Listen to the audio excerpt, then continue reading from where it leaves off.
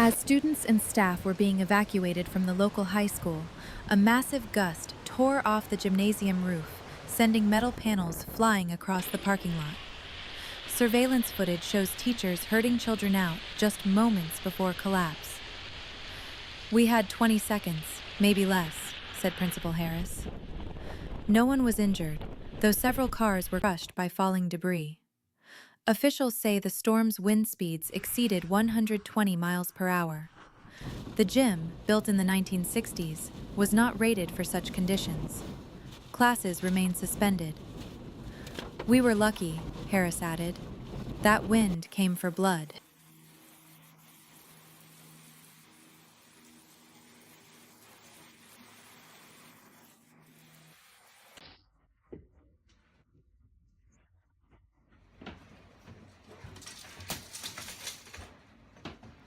After the storm cleared, dozens of residents posted photos of found items to help neighbors reconnect with lost property. One family was shocked to see their trampoline wedged high in a pine tree 2 streets over, despite having tied it down. "It looked like a nest for giant birds," the father said. The trampoline frame was twisted, but mostly intact. With help from a tree service, they managed to recover it. "Next time," he laughed, "I'm chaining it to the car." Officials continue to warn that unsecured backyard items can become deadly projectiles in hurricane winds.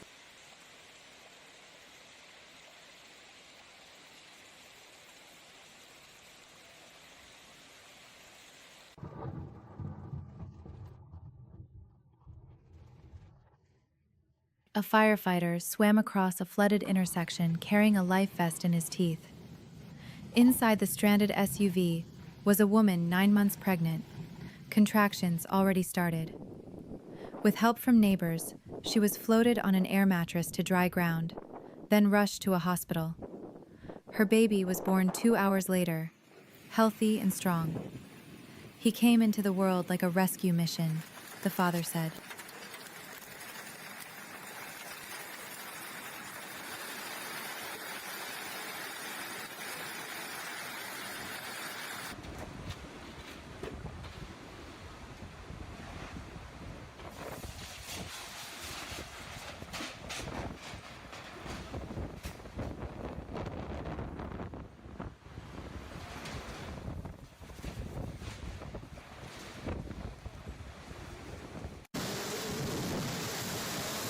I was holding a mug of coffee when it happened. 1 second, the porch was there, the swing, the plants, the little welcome mat. The next, it lifted like a magic carpet and vanished into the sky. I didn't scream. I just stood there with the door open and wind roaring like a jet engine. That porch had been there since '89. My daughter took her prom pictures on it. My dog gave birth under it, and now it's gone. I found the swing 2 blocks away, still swaying. Everything else? Somewhere in Kansas, maybe.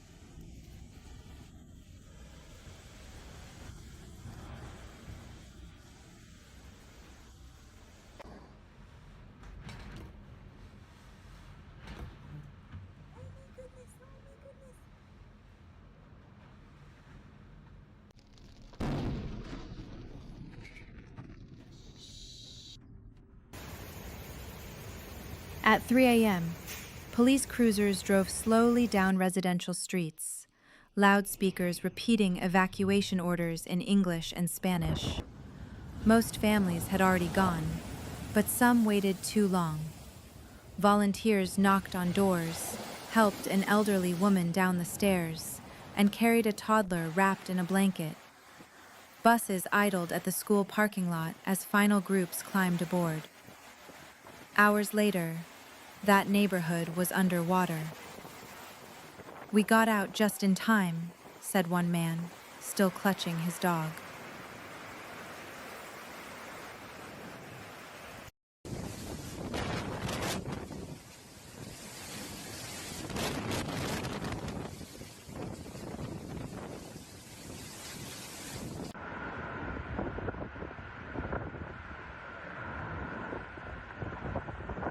When the hurricane hit, 16-year-old Brianna lost nearly everything. Her family's home was badly damaged, and most of their belongings vanished in the wind. But 3 days later, a neighbor found her bright blue prom dress tangled in a tree 3 miles away, still intact. "It sounds silly," she said, "but it was the one thing that felt normal." Volunteers cleaned and restored it. Local businesses are now planning a community prom for displaced teens. "After everything we've lost," Brianna said, "this one dress being found made it feel like hope's still out there."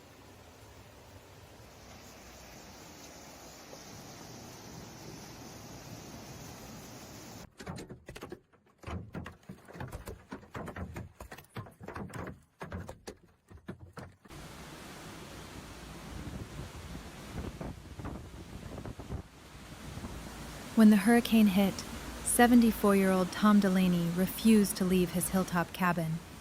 He reinforced the windows, tied himself to a structural beam with old climbing rope, and waited. Outside, winds tore shingles and trees from the ground. Inside, the house trembled, but held. "It was like standing in the path of a train for 5 hours," he said. When the storm passed, neighbors found him covered in dust, sipping cold coffee, and still strapped in. "Stubborn doesn't begin to cover it," his daughter joked. Officials warn others not to follow his example, despite the outcome.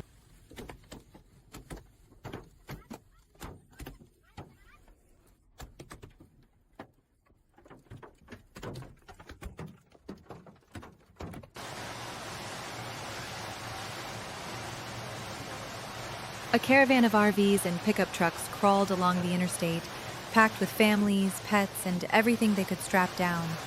Some pulled boats, others had tarps over furniture. Gas ran out in 2 towns, and the National Guard airlifted fuel to stranded drivers. It was the largest civilian evacuation the county had seen since the 1990s, with more than 150,000 people leaving in under 48 hours.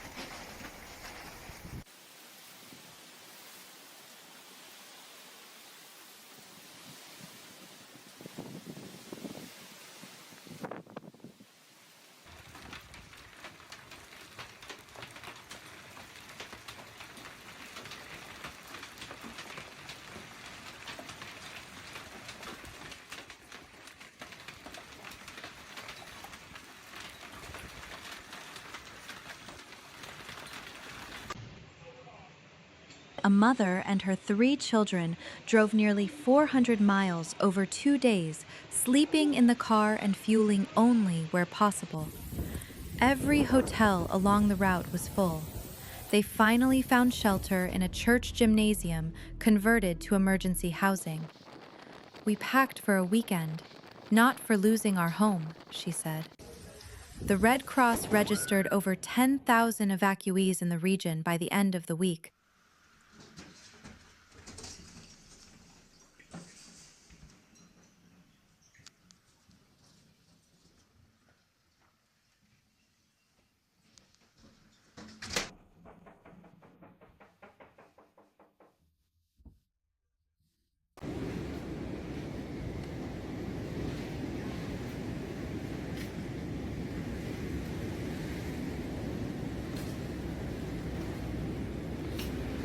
A giant inflatable gorilla, once perched above a used car lot, was spotted drifting high above rural farmland after being snatched by hurricane winds.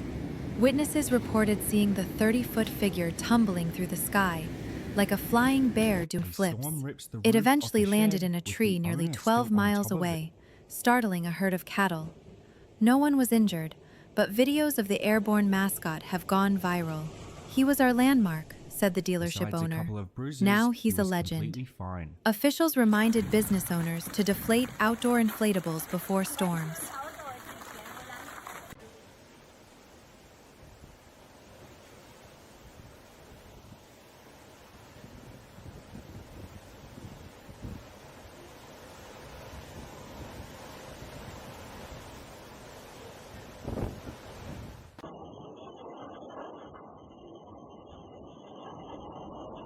A woman driving home before the worst of the winds hit watched in horror as the truck in front of her lifted off the highway and spun like a paper cup before crashing into a ditch.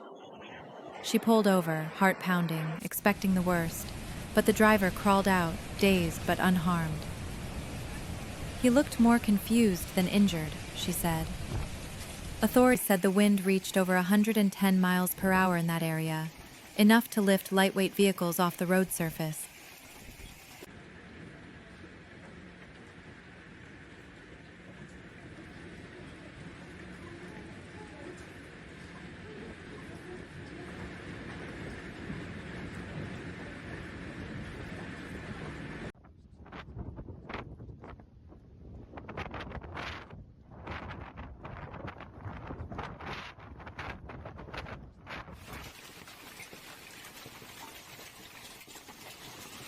The wind came so suddenly that Ella barely had time to grab her backpack.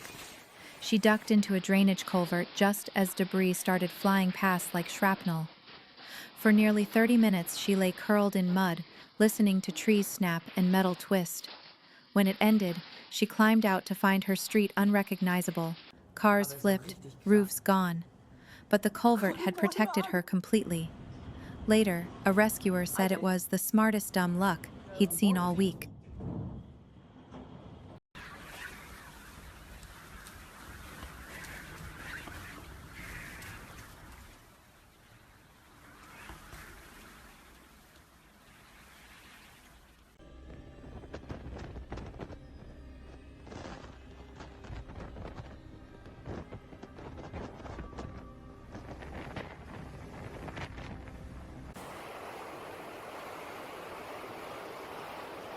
After the hurricane and widespread flooding along the southern coast, rescue teams found 17-year-old Lucas Reyes floating alone through a submerged neighborhood, clinging to the door of a refrigerator. His family's trailer had been swept away overnight. Using jumper cables, Reyes tied himself to the door and drifted for 16 hours through dark, debris-filled waters. "I just kept thinking I had to stay awake," he told medics. Cold, dehydrated, and covered in cuts, he was taken to a local hospital and is expected to recover fully. Emergency officials called his survival remarkable and credited his quick thinking under pressure.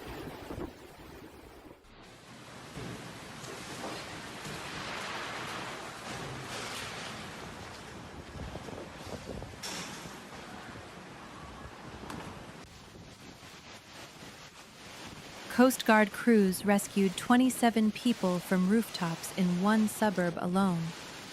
High water made roads impassable, and helicopters worked for hours. Most were elderly, some waving towels or flashlights. One couple was lowered in a harness with their cat in a laundry basket. All were taken to a makeshift landing zone at the football stadium and evaluated for injuries.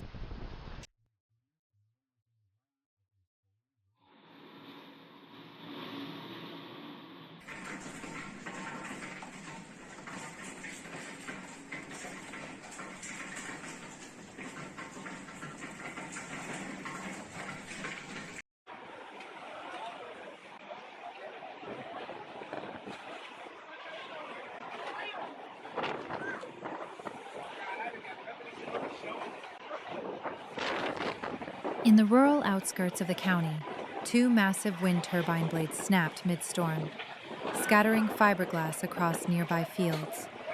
Residents say the sound was like cannon fire. One farmer found a 12-foot shard embedded in his barn. "It missed the cows by inches," he said. The turbines, rated for high winds, weren't meant to withstand the recorded 140 miles per hour gusts. No injuries were reported, but the incident reignited debate about wind energy infrastructure in hurricane-prone areas. Engineers have been dispatched to assess the remaining turbines for structural weakness.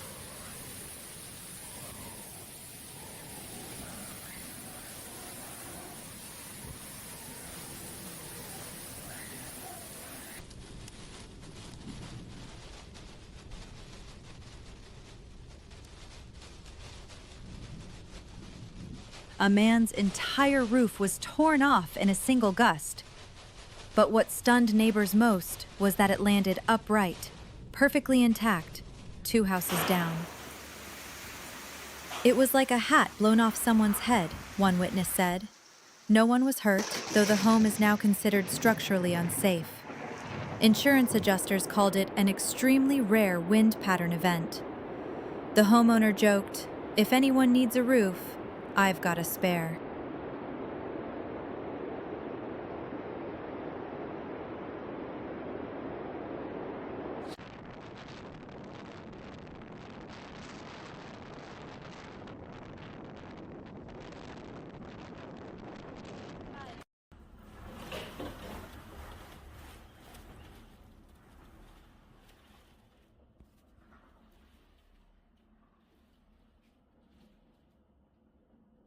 A 30-foot metal billboard was torn from its supports and hurled through the second-story window of a downtown apartment complex.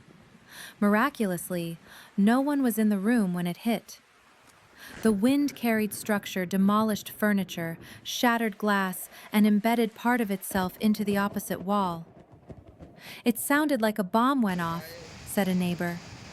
Fire officials said if the impact had happened an hour earlier, during a birthday party in the same unit, there would have been fatalities.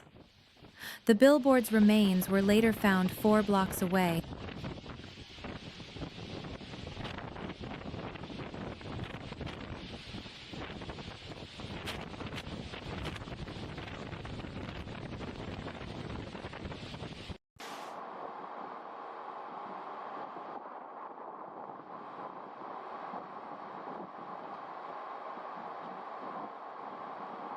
Paramedics carried a boy with cerebral palsy down 4 flights of stairs after the elevator failed and rising water threatened the building. His wheelchair was damaged, but they improvised with a rolling dolly and straps. "They didn't hesitate," said his mother. "They treated him like family." The family was later airlifted to a shelter equipped for medical needs.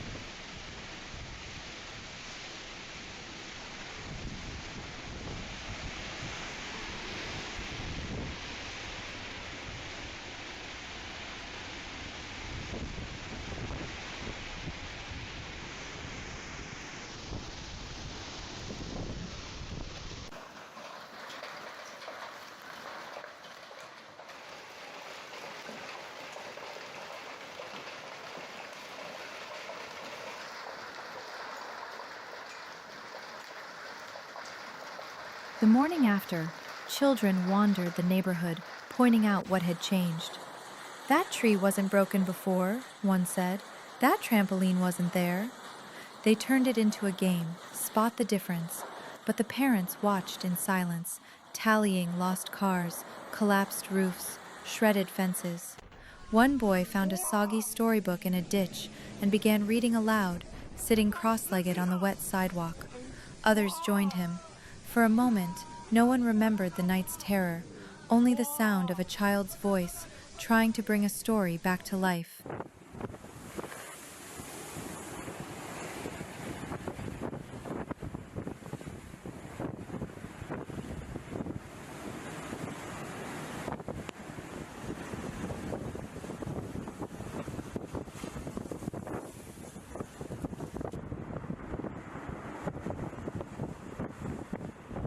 Officials gave coastal towns 36 hours to evacuate.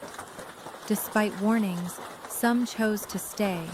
In one beachside community, only 14 of 113 residents left. Emergency responders recorded final GPS coordinates of every home. "They were polite but firm," one woman recalled.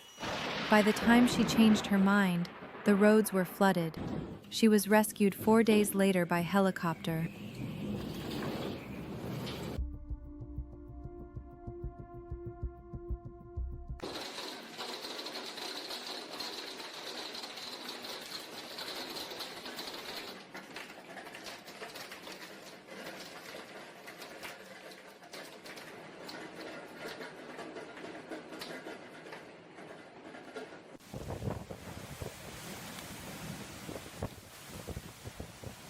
An old man stood in the ruins of his workshop, running his hands over rusted tools he'd once polished every week. The wind had knocked down one wall, but left the other three standing, like a set on a stage. He didn't speak much as neighbors offered help. Instead, he swept sawdust from the floor, straightened a stool, and set a bent hammer carefully on the bench. "It's not gone," he finally said, "just quieter now."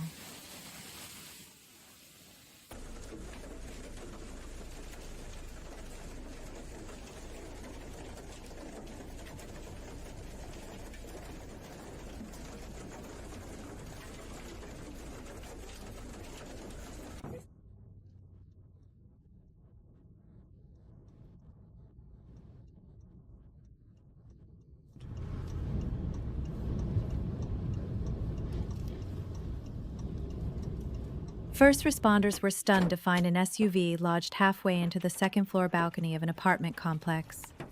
According to witnesses, the parked vehicle was lifted by extreme winds during the hurricane's peak and hurled across a 40-foot embankment. No one was inside the SUV, and the residents of the affected apartment were unharmed. "I thought it was a bomb going off," said one tenant. Engineers say wind acceleration between nearby buildings likely created a tunnel effect. "It wasn't just strong wind. It was focused, violent wind," said a structural analyst on scene.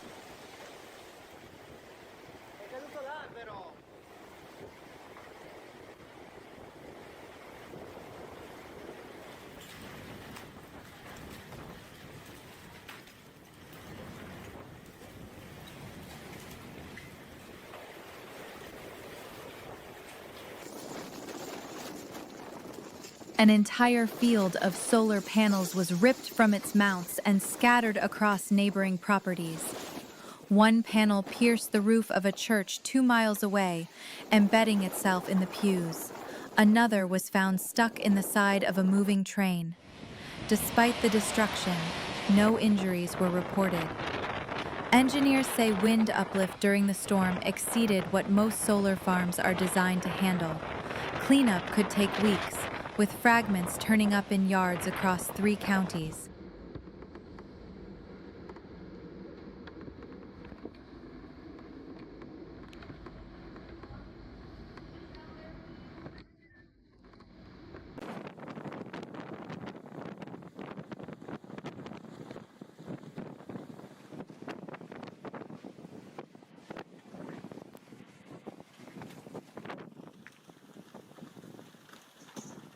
An estimated 12 million tons of debris now cover the affected coastal region. Everything from drywall to rooftops to boats thrown inland lies in chaotic piles across roads and lawns. Landfills are overwhelmed. Officials plan to open temporary dump sites and have called in National Guard units to assist with logistics. Cleanup costs could exceed $500 million. The storm was an hour long. The cleanup may take a year, said a federal disaster response coordinator.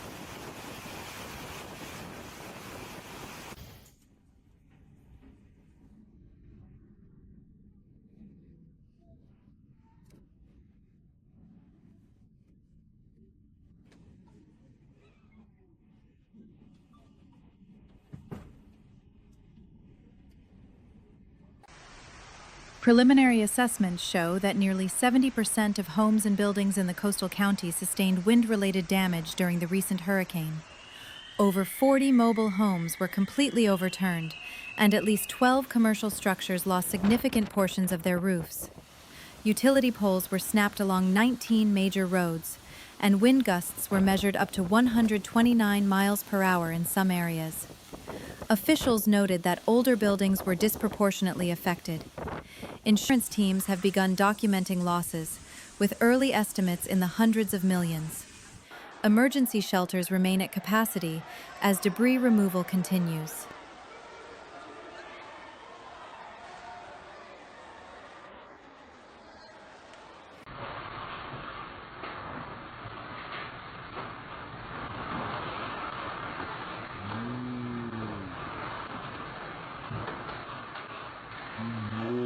During the worst hours of the storm, volunteer firefighter Dana Price made solo trips by boat into flooded neighborhoods, rescuing 11 people, including a bedridden woman and 3 small children. With official resources overwhelmed, Price launched her own kayak from the fire station and worked through the night. "I just couldn't sit there and wait," she said. Battling wind, darkness, and floating wreckage, she pulled one family from a rooftop using bedsheets as rope. Residents are calling her a hero. "She didn't hesitate," one survivor said.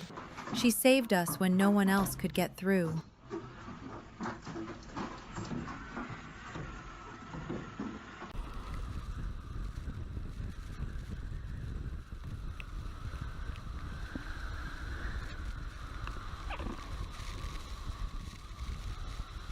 Inmates from the county jail were evacuated by armored bus, hands zip-tied, escorted by National Guard.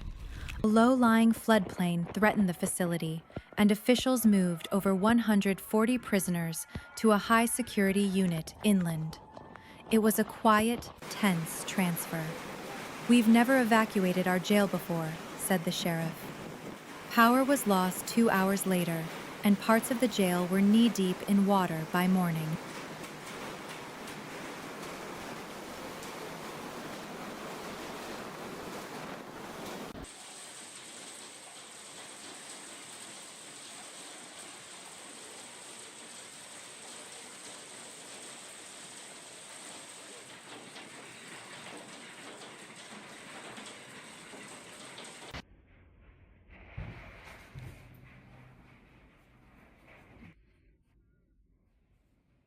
A group of 5 hikers who had set out before the storm were reported overdue when families lost contact. Their last known location was near a backcountry trail in the national forest. Heavy winds toppled trees and blocked access roads.